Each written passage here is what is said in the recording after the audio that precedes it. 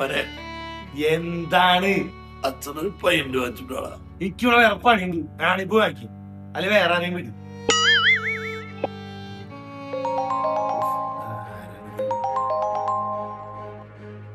ആ പറയടാ. ടൂറാ പൊന്നോനെ 10ന്റെ പൈസയിലായില്ല. നിങ്ങള് പൊക്ക, ഞാനൊന്നുമില്ല.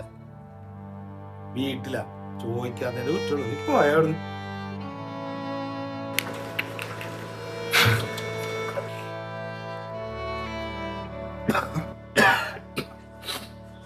മോനെ എന്തേ ഇത് വെച്ചു.